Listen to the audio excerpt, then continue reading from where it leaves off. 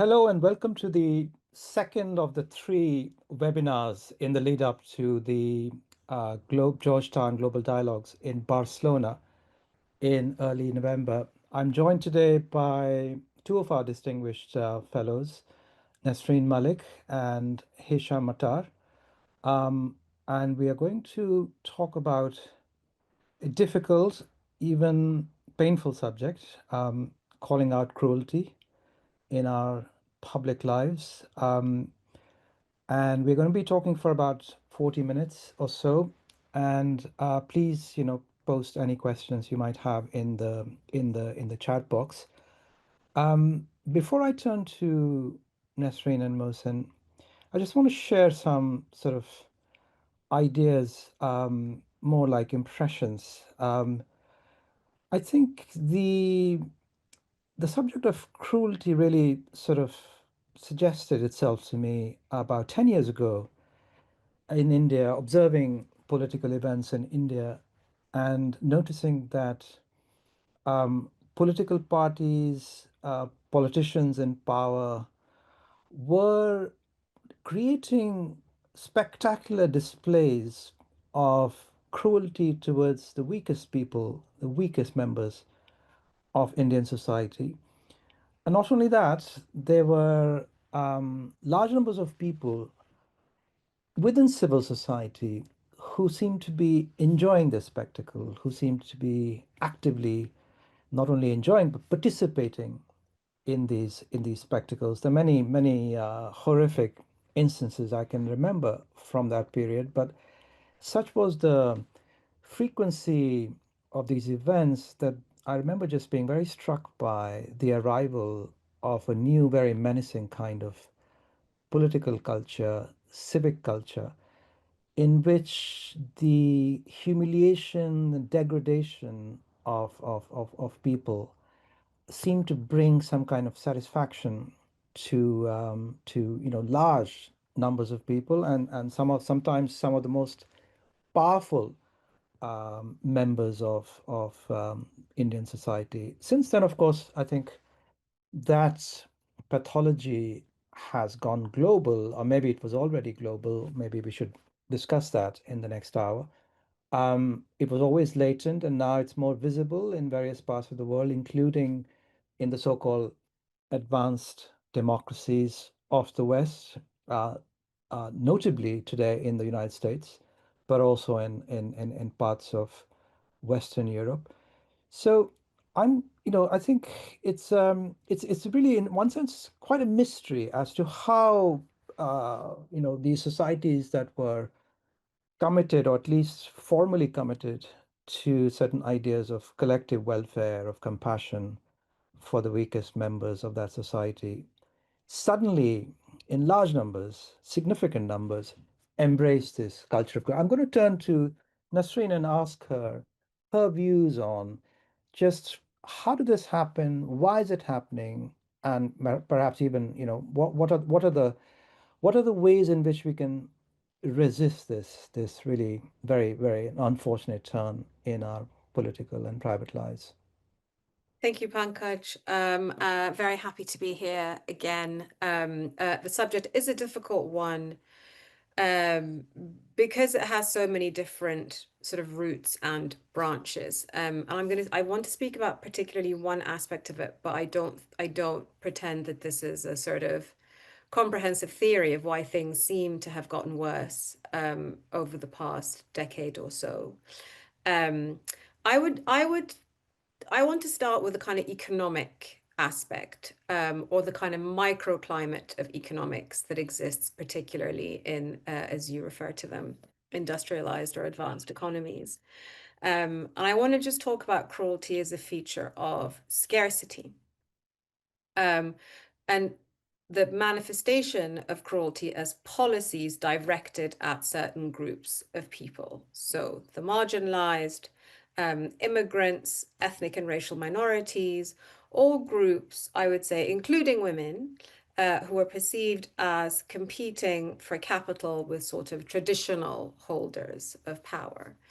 Um, and there are things that are across the Western world or across advanced economies in particular that until I would say the financial crisis was sort of taken for granted. There was a predictability and an ease to a certain aspect of your life, or at least a visibility on certain things. So there was, there are things that these are things that no longer can be taken for granted. So free education, home ownership, stable unionized jobs, um, free healthcare, public spaces where people can mingle.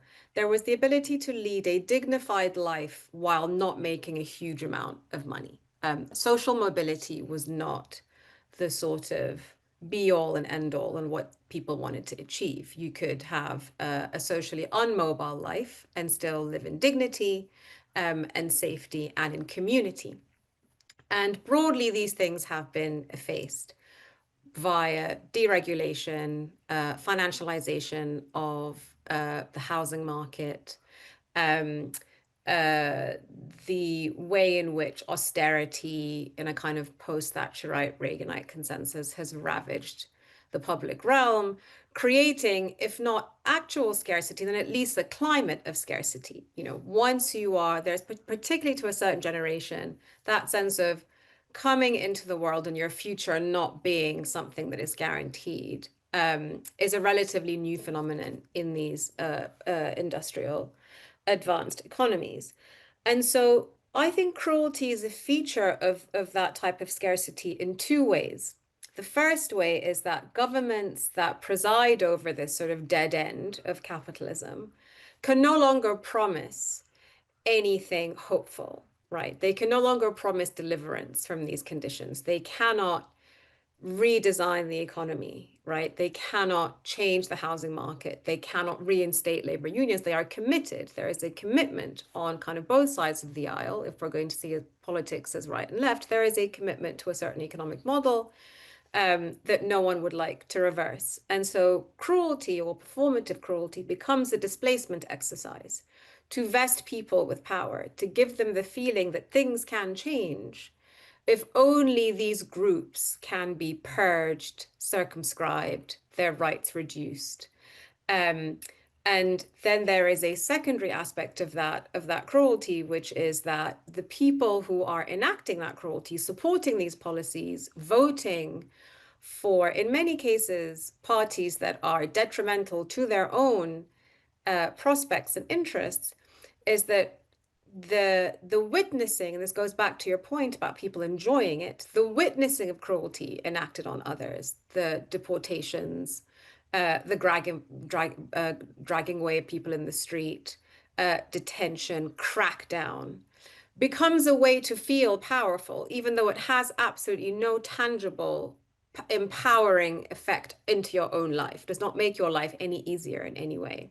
And so it becomes a sort of replacement power that then in a feedback loop kind of rewards the cruel people at the top of the pyramid in politics um, for giving them that sense of power, and then you're given more of it, which is why so much of politics, I believe, now is run through in these societies is run through the prism of culture war. Culture war has become politics because culture war is essentially different channels of cruelty, right? Different ways of subduing, humiliating, and cracking down on different groups of people.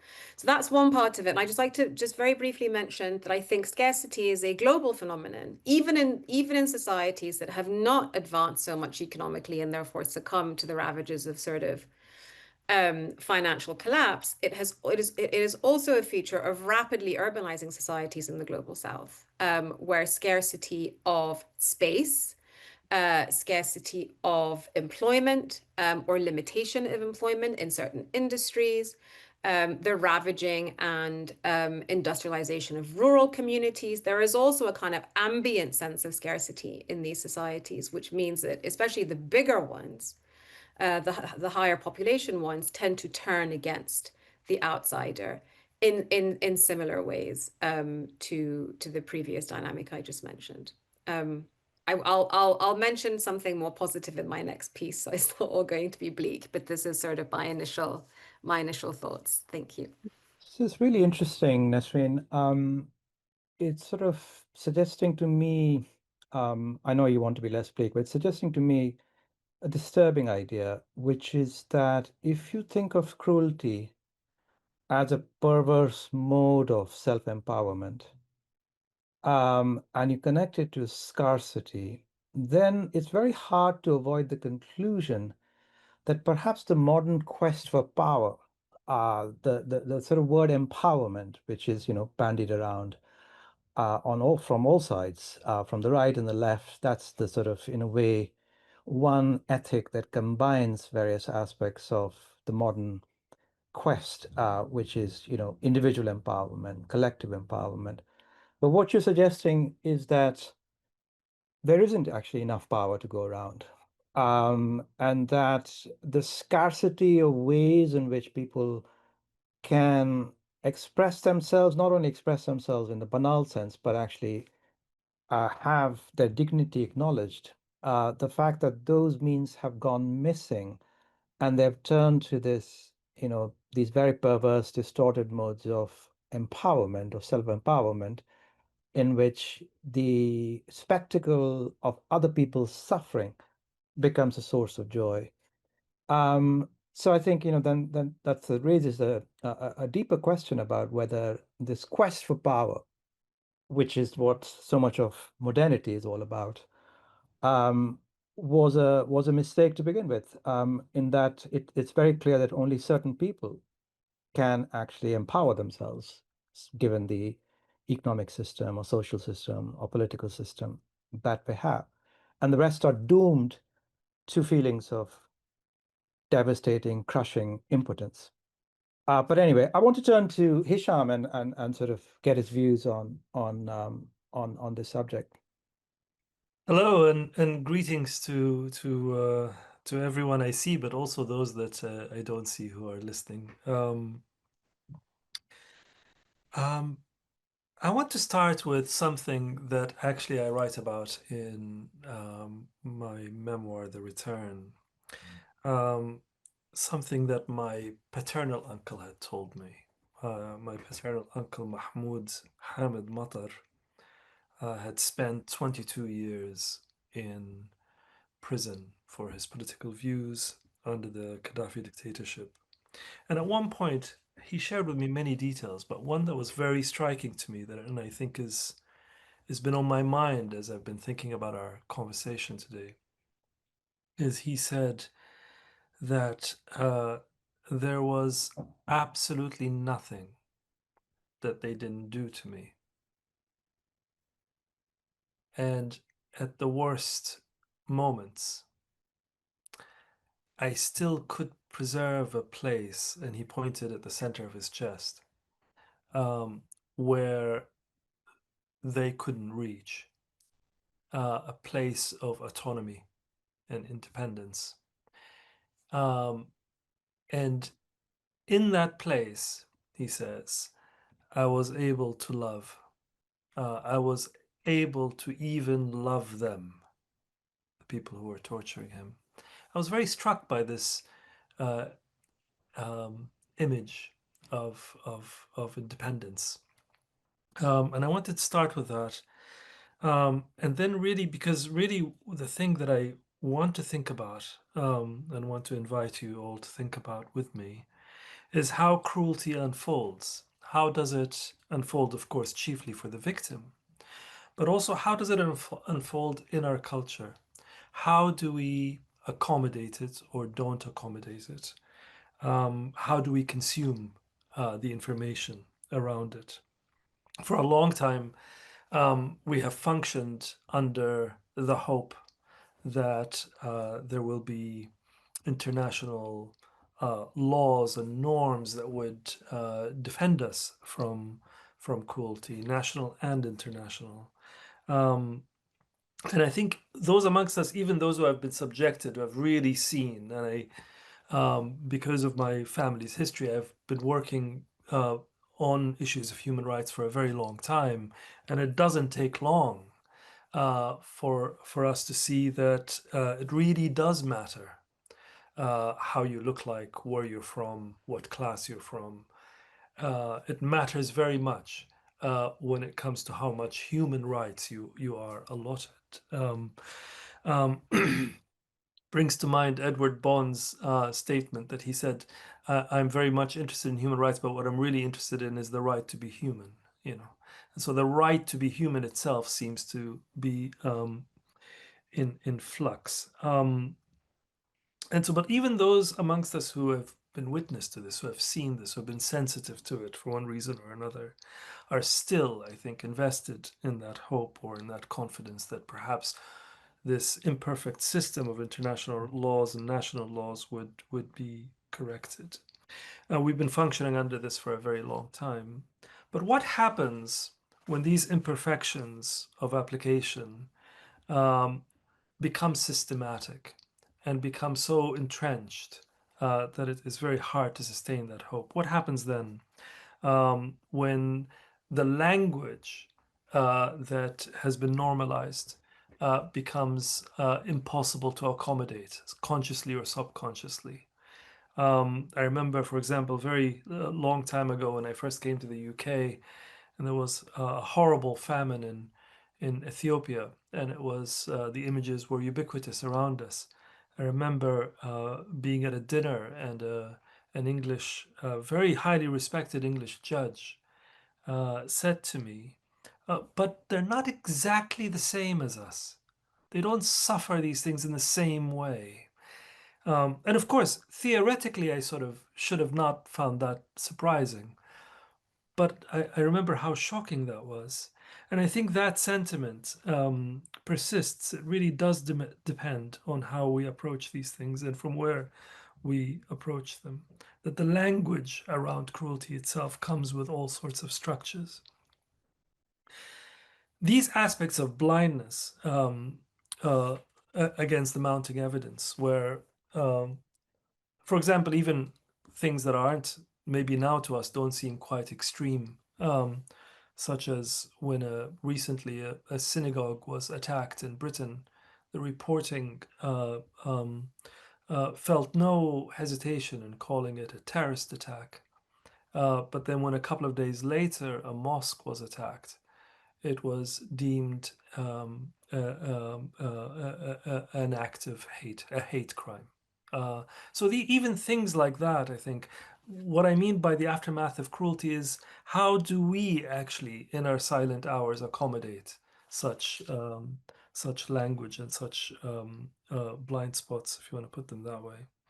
Um, and I think the reason why cruelty has become so ubiquitous and has become a language, possibly one of the reasons, is because of in the absence of any address, it seems that cruelty itself becomes a recourse. In other words, it becomes the language of revenge. That the way that I can argue against my adversary is not only by compelling her to the logic of my argument, but also by humiliating her.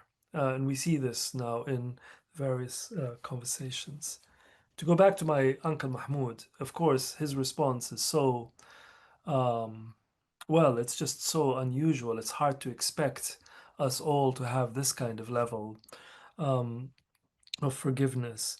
But I have to say, on a very personal level, I've seen what fruits that has done to him, how much space it has given him in life. So I'm very convinced by it. But beyond that specific example, um, the thing that I'm really I feel is urgent now is any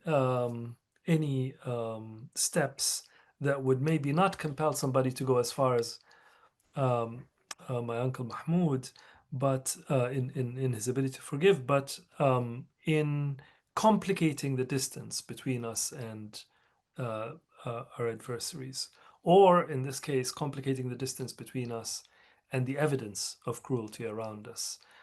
Which is why the last thing I want to leave us with is uh, the um, I'm reluctant to call them the virtues for all the obvious reasons, but I think there are very important fruits in questioning how we engage with the evidence, and how we look at a photograph of a terrible atrocity or the aftermath of a terrible atrocity. How do we study it? How do we think about it? How do we use it? These are things that I think are just layered in presumptions. There are so many presumptions around what do we do with the information that we are bombarded with. But I'd like to question them and to see how they could be a way to disrupt or create more space around cruelty, because ultimately I think cruelty is, and we can speak more about this, but ultimately cruelty, part of its problem is that it's a crude shortcut. It's against complexity, it's against patience, it's against any attempt to wait and generally understand. Nasreen, would you like to respond to these? Yes, thank you. There's so much there, such a rich vein of thoughts and ideas.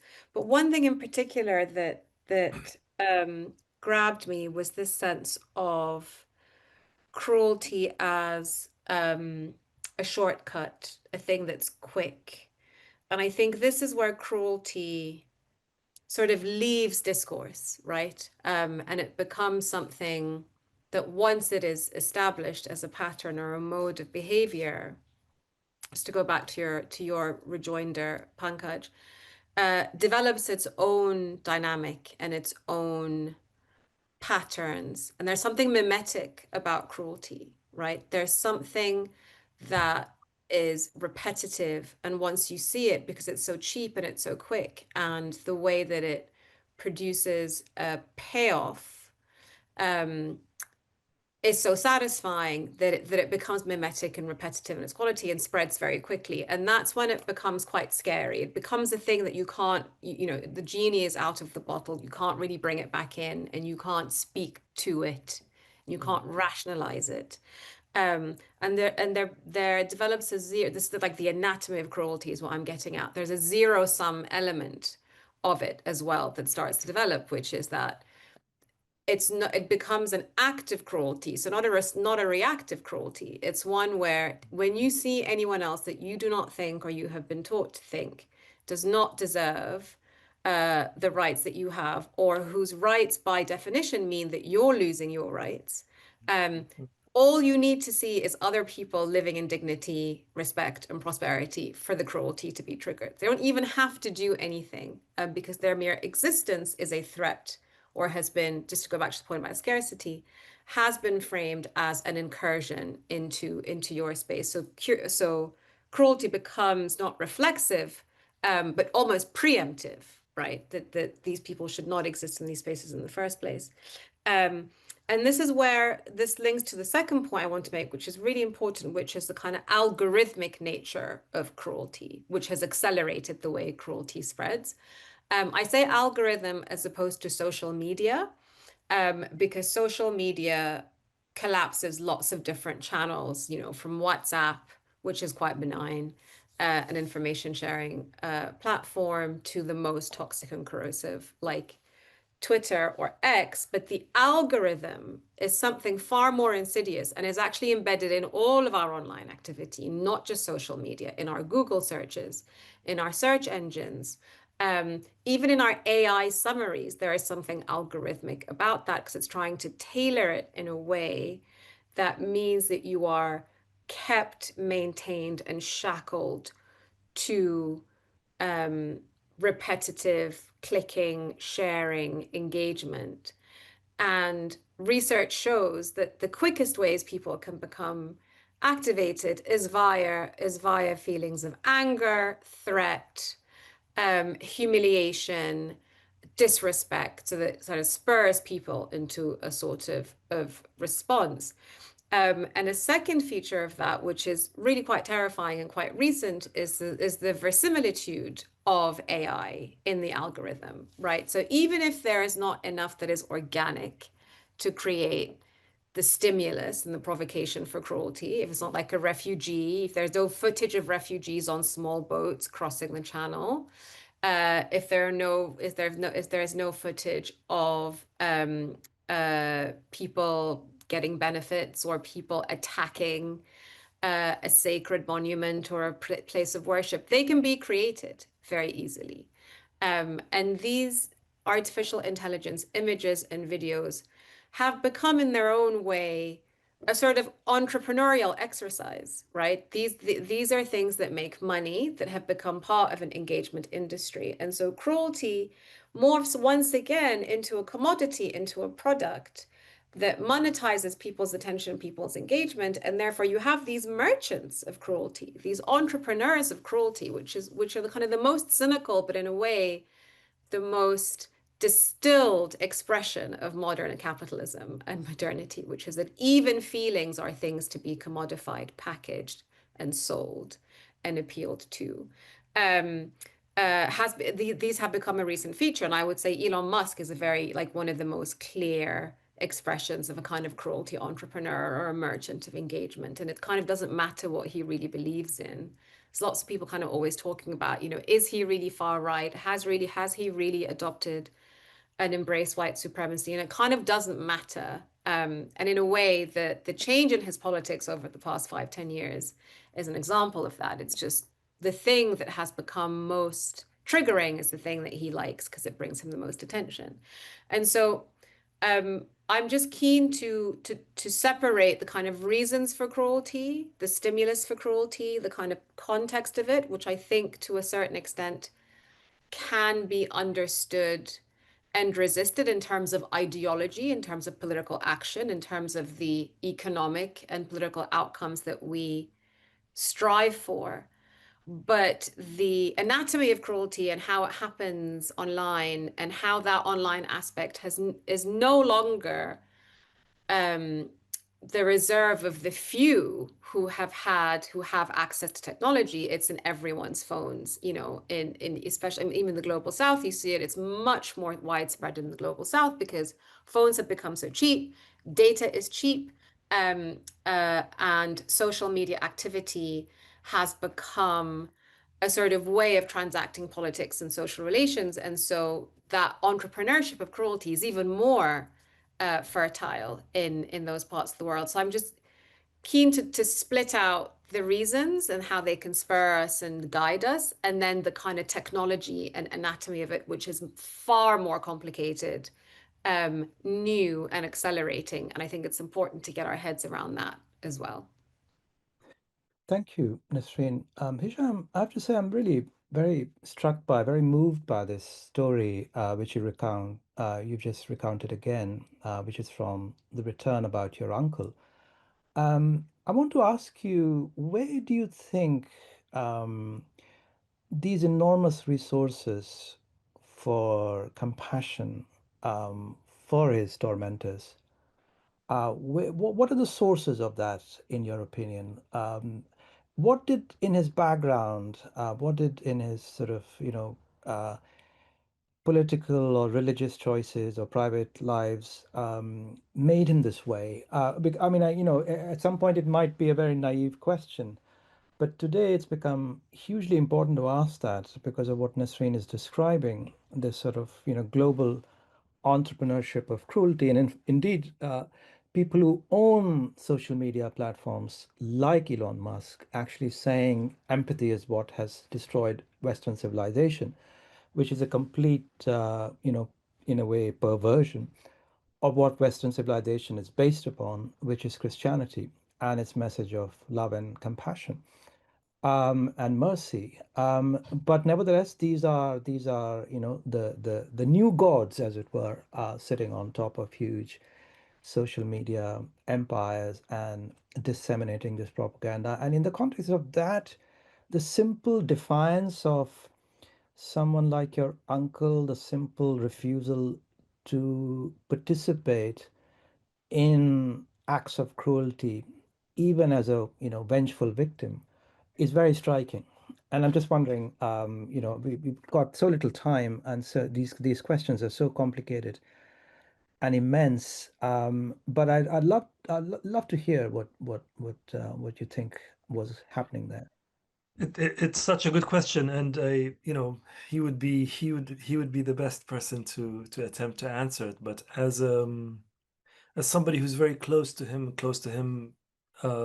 before any of this happened and after, um, um, my observations are he has always had a very natural enthusiasm for sociability. He likes people. I think that makes a big difference. He really likes people, and he also is a man of very deep faith. And I think the Quran and his prayer and all of this, I think really, I don't think I know has has contributed to this. But also, I think thinking about what Nasreen said about how these algorithms are on the side of activating us. I thought that word, um, I found that word interesting, Nasreen, because you're right. They're sort of on the side of activating us, but it's a certain kind of activity that is, I don't know, it belongs to a range of very narrow modes of functioning. It's a bit like a dead end, it's a bit like, I don't know, like hate or revenge or ridicule, right? So it's activating it's excited by tantalizing you rather than by really inspiring you to do something. And and also it's excited in outrage, literally taking you out of yourself, and in rage. Whereas everything that Uncle Mahmoud has done has been the opposite. It's been inward. It's been about finding more space, and instead of outrage, it's in love, whatever. Maybe that's one way to put it. Um, and so I really do think it's very easy, right, in our time when the the the challenges are so huge and we are rightly outraged about so many things. It's very easy to discount something like that event that occurred in that surprised also Uncle Mahmoud, right? Because this has been days after long period of torture where he would be taken back and left only to recuperate, to be well enough to be tortured again. This went on for a very long time. And this moment happened at the tail end of these really, really brutal set of days. It's very easy to discount something like that as a private drama, right? As a private event, a moment of individual enlightenment. But I think, no, I think these things are really telling us something about the possibility and nature, our human nature. And I think maybe this is something optimistic, and uh, but I really do think our human nature, at its most basic, is searching for um, for expansiveness, for going in that direction rather than the dead end of things. So, as troubled as I am by what you say, Nasreen, and I completely agree, I think it's something incredibly important. Um, I also want to tell us all that we mustn't underestimate the power of the opposite. And I think we often, I catch myself doing this, surrender to the ubiquity and the violence of much of social media and think, well, that's it. It's sort of appealing to our base instincts. But but I think maybe we underestimate the other possibility. Well, you got onto the less bleak bit that I was planning to talk about. So we're in lockstep here. I completely agree. And I actually think the last thought I wanted to end on, having kind of built up to this crescendo of cruelty, is that it is a miracle that in these circumstances where we have cynical politicians weaponizing cruelty, members of the public sort of being fed that cruelty and enacting it, and then this gigantic algorithm and all its nefarious motivations squatting across the globe. It is a miracle that so much good still happens in these circumstances, right? Which suggests that that is the default, as you said. That is, as we say in Arabic, al-asl, that is the origin, and everything else is the perversion. And this sense of inspiring, this sense of miraculousness, I always see whenever I see politicians who manage in what seem to be incredibly airless and locked political systems, like Zohran Mamdani, in a city like New York, appealing to hope, inspiration, humor, mischief, solidarity, community, and just by doing that, creating an impenetrable bubble that the millions of dollars of funding that have gone against it just bounce off it, right? The media rhetoric, the villainization, the trivialization and demonization of Mamdani all have not made a dent in his campaign. And there are lots of examples of this across the world. And the other thing I want to mention is, even in these circumstances, things like the constant protest against what's happening in Gaza, against all the very high cost of that, high and escalating cost of protest and objection, where there is no benefit to you, only loss, to show solidarity and be stirred by the fate of others across the world. In student protests, in campuses across the world, and also broadly in all revolutionary spaces, in my experience, revolutionary spaces across the Arab world, and particularly in Sudan, which is the most recent revolution, all to me share uncannily similar characteristics, which is once that spell is broken, once people come together, once it is realized that it is just a mirage and it can be dispelled just by like reaching out to someone else, they all unlock similar things. They unlock poetry and music and painting. There's something about why there's always graffiti in revolutionary spaces and protest sites, always slogans, always placards, always fragments of thought, across cultures and across languages, which is the sort of font of humanity that exists and is universal. It just needs to be activated in a way that is in opposition to the dynamic I just expressed. And so the kind of the end of that arc is that cruelty, or the activation of cruelty, is actually an uphill. It requires a lot of effort, right? It requires political motivation. It requires funding. It requires class solidarity amongst elites to keep it going, and requires an entire economic system to undergird it. But all it takes is one moment, one individual, one crisis to really capture the fact that there is this huge gap between who we really are and who we are told we are the whole time. And I find that that spell is most easily broken, just to get onto the point of solutions very briefly, that spell is most easily broken in physical spaces. I almost feel it physically, because my life is so increasingly virtualized, like everyone else's, is to go out of your way and be in the physical space with someone. Voluntary organization, go onto the protest, resist that siloing and that atomization that makes cruelty easier to enact, because you're not looking into the whites of the other's eyes, right? And so, yeah, I'll stop there. But that point of coming back to our physical selves, reaching out to others physically, being with others in physical spaces is unbelievably triggering and unlocking of things that actually, when that does happen, feels very overwhelming, because it is perverse to lock all of these and suppress all of these feelings of fraternity, because it's not natural. I'll stop there. I think I that's think true. it's a very, sorry, go on. May I just add a very, very tiny bit? Please.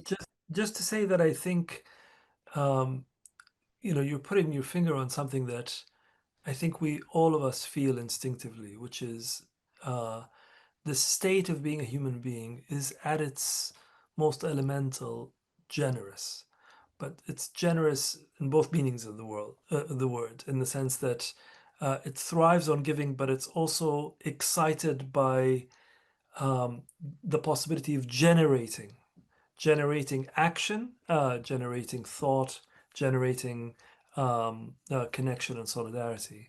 So it's a question of not having a false or an empty confidence in that, but actually thinking. I think one of the things that I'm very troubled by right now is that we have become a bit passive. I feel, by we I mean me and a lot of the people that I agree with, that we are watching and feeling really overwhelmed. It's so easy to feel overwhelmed right now.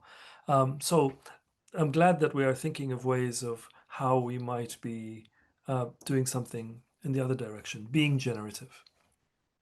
This is really wonderfully optimistic, but also I think profoundly realistic note to start our Q&A with, because I think both of you are pointing to something really important, which is that we are not actually naturally inclined to commit or to enjoy acts of cruelty. Quite the opposite.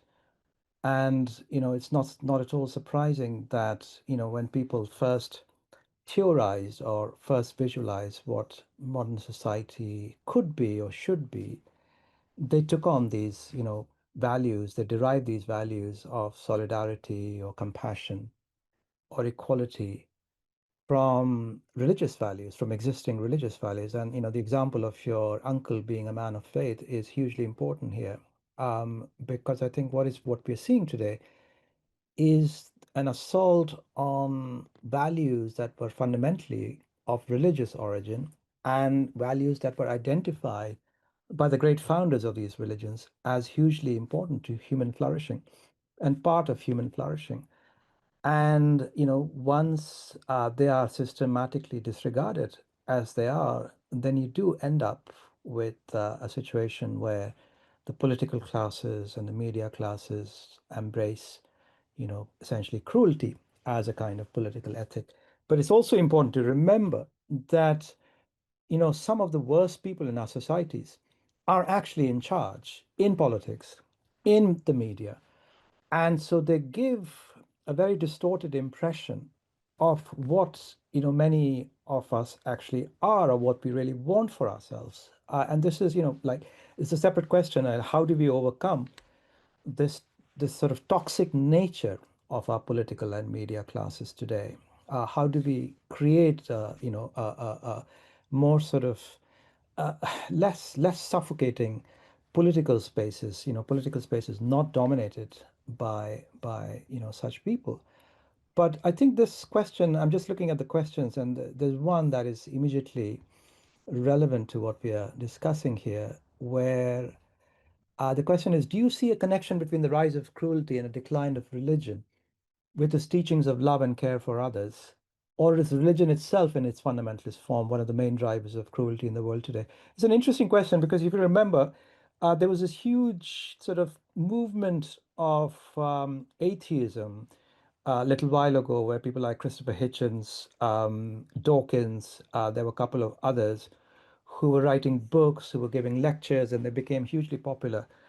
And they were all going around saying it's religion that is at the root of all evil, political evil in the world today. And, essentially what happened, and it's now become very clear, that these guys, the religion they had in mind mostly, although they were also virulent critics of Christianity, but the religion they were really after was Islam. And it was a kind of gloss for this atheism, was a gloss for their Islamophobia. I think we are past that stage now to answer at least part of that question. Religion, of course, religion is anything in its fundamentalist form is one of the main drivers of cruelty. But the first half of that question, do you see a connection between the rise of cruelty and a decline of religion with its teaching of love and care for others? Nasreen, you go first. Yeah, I would say that religion can be activated or deactivated as well. And I see it as a kind of, sorry to speak in such cold economic terms, but it's an input, right? It is a informational input into society. And its outcomes are dependent on what it is inputted in. And so if you have an environment where there is fairness, equal distribution of income as much as is feasible, leadership that is motivated by sort of community and service and care, then religion becomes part of that, right? It becomes part of the way in which those um,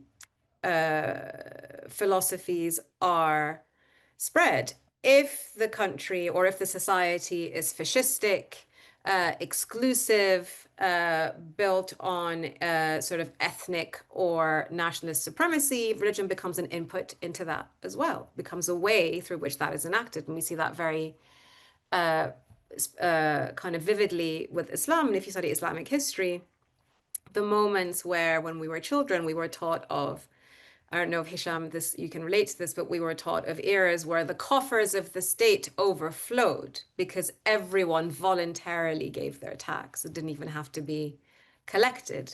And that was linked to a certain kind of leadership, right? But then there are other times when it became militarized and it became exclusive and it became sort of nationalistic and territorial. So I think it depends on the environment.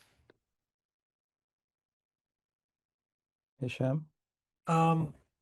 It's a really interesting question, and I have to uh, declare a kind of response to it that's almost an automatic response, and I'm willing to question it. But I've never really been all that interested by transactional questions around religion, like what is the value of it socially? Does it increase the possibility for cruelty or decrease it? Not because that is not an important question, but because my personal interest I'm hugely interested in religion. I'm myself Muslim and I'm very interested in Islam, but I'm also a passionate dilettante of Christianity and Buddhism, um, and I just find the religious mind fascinating.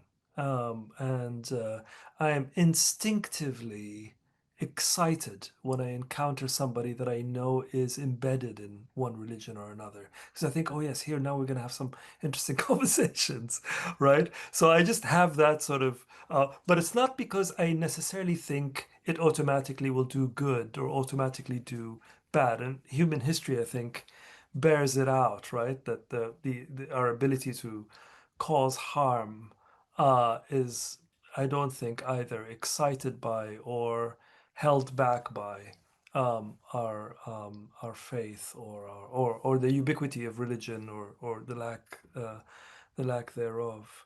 What I do have a bit more confidence in is that it becomes just a bit like how funerals are much more interesting when there is a religious response to it. It seems to sort of give it a framework that attends to the helplessness that we often feel when somebody we love dies. Um, I think also in moments of real extreme um, injustice, religion offers a language that we don't have access to elsewhere. So one of the things that I found really problematic about the conversation that you referred to, Pankaj, by Dawkins and Hitchens and that sort of conversation that often sounded like a kind of extremist response to religion, is that I think it was arrogant because it didn't quite accept or understand that for many people in the world, religion offers a language to think about the most important things, and they haven't found a better language. And certainly, in the case of Uncle Mahmoud, with whom I've had many conversations about religion, uh, um, where I was arguing for my not deeply rooted faith or my weak faith, right? And I was really struck by how compelling it seemed to me in my conversations with him that I don't think he would have endured this experience without faith. And certainly, I know of a prisoner that I was very close to and knew very well, who was more of a friend um, than a relative, and he was, um, he was an atheist, and the experience. He had a terrible time in prison, but I don't know. Of course, these are all anecdotal information, but I don't know if he had a terrible time for that or not. But it just seems religion or a deep faith in it. Uh, there's many examples of it allowing people to endure hardship. Um, but yeah, it's my interests in all of this, I think, are much more intellectual and spiritual than transactional, if that's the right word. So I'm not sure I'm the right person. Sorry. I think that particular debate about the new atheists was settled by a critic, actually a friend of Christopher Hitchens, who said that when Hitchens published his book on Mother Teresa, he said that, knowing Hitchens well, um, if I was a beggar without limbs on the streets of Calcutta and saw Mother Teresa and Christopher Hitchens coming down the street, who would I expect to help me? But anyway, let's moving on to the next question. Is this conflict between cruelty and compassion inherent in human history? This came to mind in the discussion that the most cruel are in charge today. But wasn't this the case all along? What makes it unique today? There's a related question. Doesn't the fact that we see cruelty and condemn it today point to moral progress? Before the age of democracy and human rights, wasn't cruelty much more prevalent? Think of the prevalence of slavery and torture, for example.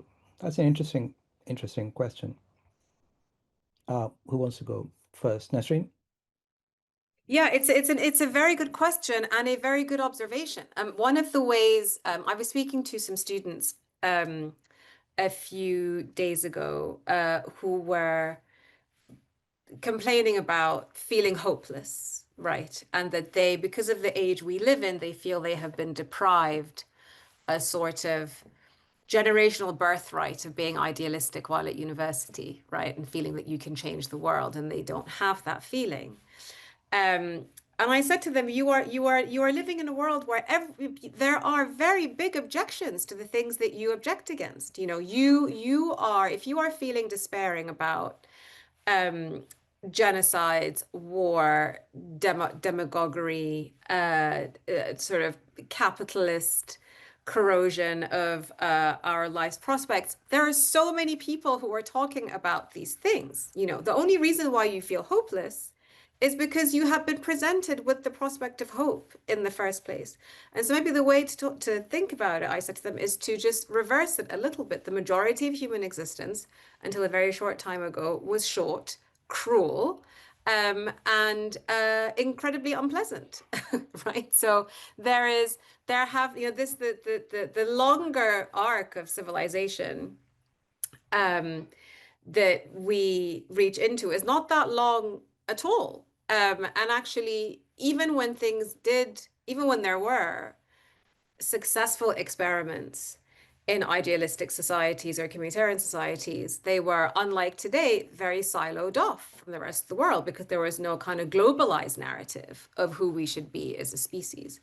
The notion of globalized narratives of who we should be as a species have been secular only for about 60, 70 years, right? They've previously been religious and in that regard quite ethnically supremacist or isolated even in their religious values. So I completely agree.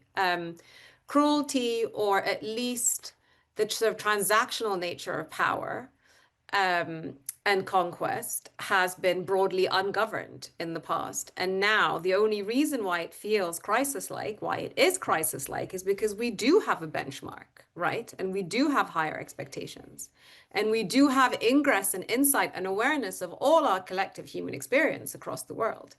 In a way that can feel quite paralyzing, coming back to Hisham's point, and quite overwhelming, because how do you wake up every day and content with the state of humanity on a global basis? But at least we're in it, right? And having this conversation. So I think that is it is a huge cause for hope, because we are at least striving in a collective way, which we did not have the ability to do so before. Hisham? Pankaj, do you mind reading the question again?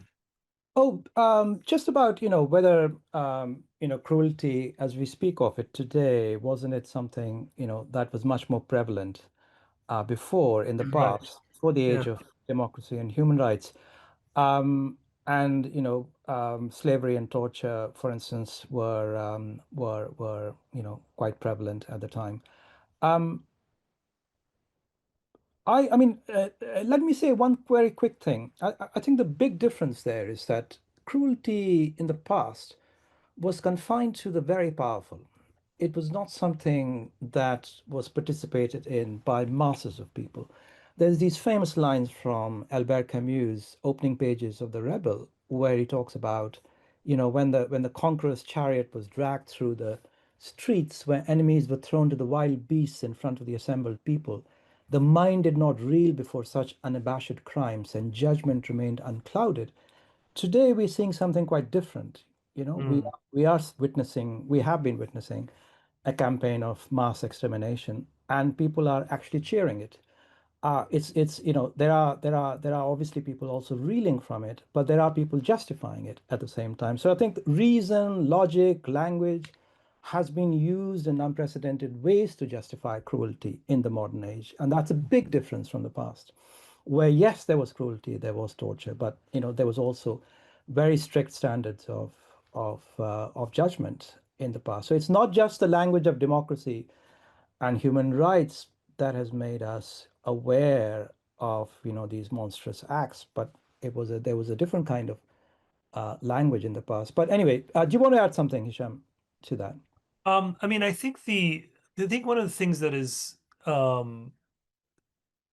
v- very disturbing and is obviously weighing on our conversation, I think, in the margins, if not more, um, is that for a long time we all grew up with the knowledge of what happened in World War II and the extreme, the mass murder of Jews in Europe and their um, and and also we lived in a time where we saw the positive fruits that came out of that horror, the laws, but also communities of the inheritors of that injustice uh, being often on the side of justice and in the light, whether the Jews in South Africa and their contributions, very valuable contributions to the anti-apartheid movement. And there are other examples like that. And so I think um, we were all hypnotized into a situation which is a very, very, of course, attractive conclusion, that victims of terrible crimes um, are more prone to be just. That somehow in injustice or the experience of injustice is an education towards justice, something like that. And I know from lots of people, lots of Jewish friends, how this moment of what's happening in Gaza and in the West Bank has shaken something very profound in them, even when they are not necessarily have not been supporters of the Zionist project. Um, and I think perhaps in a different way, all of us are aware of this issue and very, very troubled by it, because as though a contract has broken. And then this is confirmed over and over by these polls that are coming out of Israel. So um, and so it's a moment, I think, where our faith in the educative power of justice or even acts of cruelty has been upended in ways that are very, very disturbing to us. Well, that's very thoughtful, Isham. I think what you're pointing to is the fragility of this link between victimhood and virtue.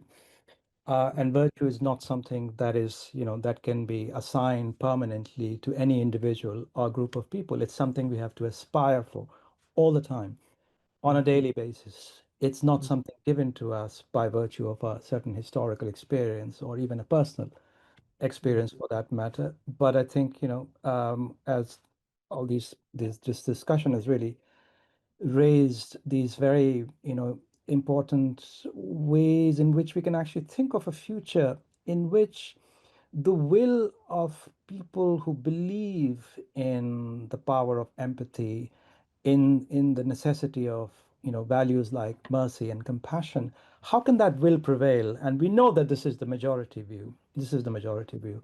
How do we do this? How do we actualize this in our political lives?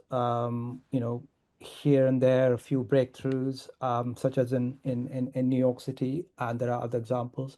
And of course, in our intellectual lives, in our sort of cultural existence. These are really, in a way, it's in order to answer some of these challenges that this Georgetown Global Dialogues and all the conversations around it are really centered, are aimed at. So really, again, I mean, thank you so much, both of you, for this incredibly stimulating discussion, and thank you all for attending. And I hope you'll be joining us for our next webinar, which is on the 25th of October.